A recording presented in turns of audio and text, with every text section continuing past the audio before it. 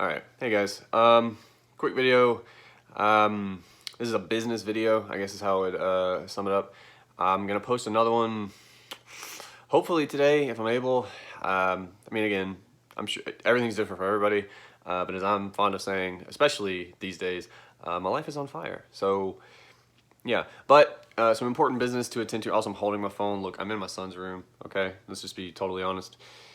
We're doing what we have to, but.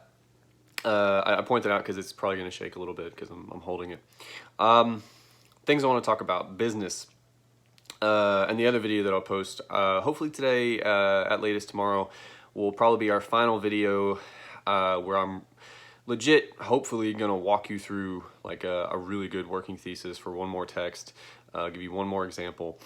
If you haven't turned this off by now, because, I'm boring, don't, because I have some important information. So, first, a couple things I've seen from a few of you that worry me.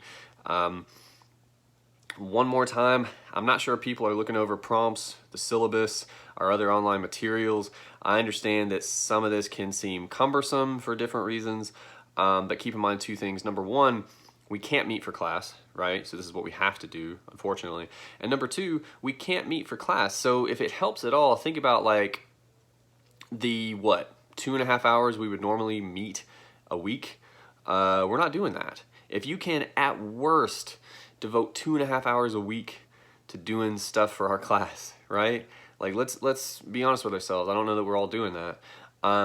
You'd be ahead of the game. So if you set a timer, do something, but you can do it. You can make it happen. At least most of you. I don't know everybody's situation. But I say that because I've noticed a couple issues. Number one, you only get one primary source. And I know we talked about this in Unit 2, and again, Unit 3 has been kind of screwed up because of everything. A primary source is your text. So, I have a couple people want to write about characters like Spider-Man. Somebody wants to write about Conor McGregor. That's really cool, because he's a bit of a character. Somebody's writing a wrestling paper, so they're going to study something. That's your primary text, okay?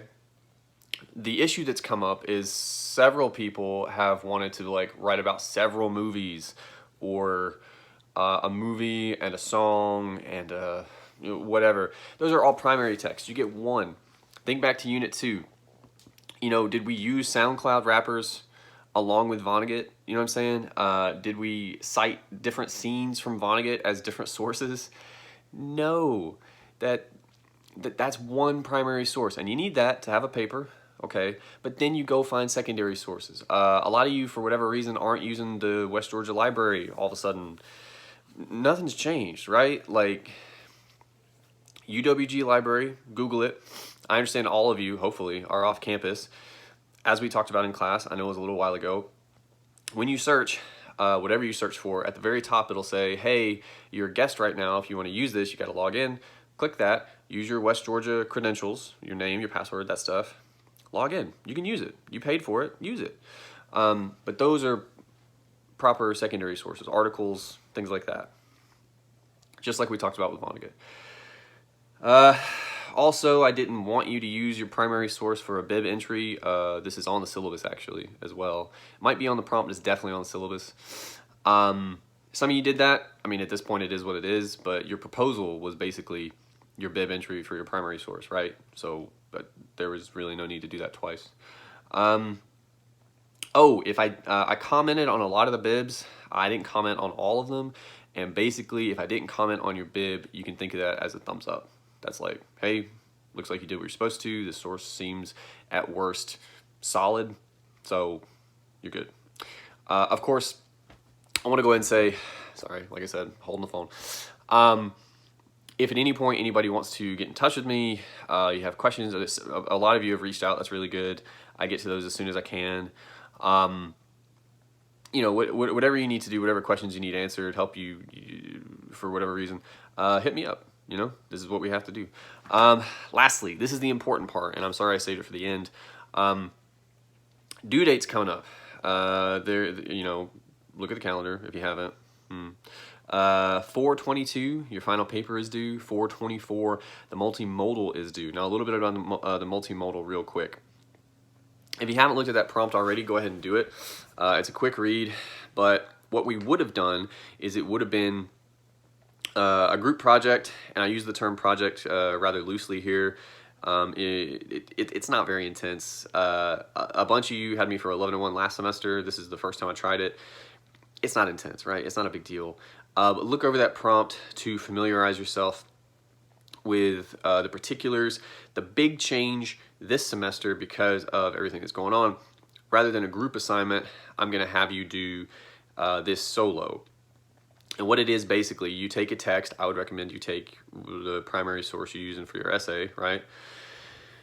Take a text, and you write up a little memo. There's a template on Courseden for the two things I'm about to mention. You write up a memo basically telling me why I should use that text in the class the next time I teach it. You're kind of defending your choice, and you write up an activity to do that would help students think about that text. So what does this mean? The memo is short, by the way. It doesn't have to be super long. But I want you talking about, like, maybe how it ties into some of the themes we've talked about. Maybe the kind of argument you could make about the text, right? In the same way we've talked about arguments all semester, right? That's your memo. Very easy. And if you kind of start working on it in the background here, it could also help you think about your paper. More on that in a second. The second thing, the activity. You know, think back to some of the things we did in class. We had group work. We would do workshops. We would write up different parts of the paper on the board. We had brainstorming at certain points. You know, there's different things you can do, and it depends upon your text. You know, it can be pretty different depending upon the text. But we watched the John Oliver video to help us understand a thing. They did all sorts of things, but you come up with a little activity. There's a template as well for that, I believe, on Courseden. I'll check on that. But you write those things up and you submit them to me. The other component, what would have happened in the multimodal is your group would have come and talked to me. Again, we can't do that. And I can't sit down with like all basically 100 of my students and do that individually. That would be bananas. So I want you to record. It could be video if you want, but it doesn't have to be. It can legit just be audio. But record yourself. Oh man, off the top of my head, I forgot the length of time. The length of time I want is on the prompt. But in the ballpark of, I think it's like 5 minutes, 7 minutes, something like that. Just talk me through your text, why it would work for the class, like for how we talk about things, right? It might be helpful to have your memo and your activity up in front of you so you can talk about those, right? Be sure to look over the prompt before you do it as well, just to make sure you're like hitting all the points you need to. There's a rubric on the prompt that could help you think about how to construct that talk that you're going to send me, video or audio, up to you. But yeah, you want to get that submitted on Courseden. Now, all that said, to reiterate, final paper 422, multimodal 424. What I'm going to do, and those are very close anyway, the multimodal, and it may not seem like it right now. I know I just said a lot of things, and it's like, oh, that sounds like a lot. It's not. It's honestly not. You could do it in a weekend. I'm going to switch those dates, okay? And I'm going to turn it in to reflect this. I'm probably not going to I might update the calendar if I have time, but I'm telling you here. So right now, the calendar says final paper due April 22nd, multimodal due April 24th. I feel like most of you would like more time on the paper as opposed to the multimodal, right? And I also think, again, that doing the multimodal will help you think about the paper. So multimodal will now be due April 22nd. Final paper will be due April 24th, right? Obviously, I'm going to send you an email with some of this information. I'm going to change turn in, like I said. If you have questions about any of this stuff, again, hit me up. And there will be one more video where I'm going to really try to walk you through one more text with an eye toward like how we should be thinking about these things. That's all I got. I hope everybody's safe, everybody's well. Maybe I'll see you sometime.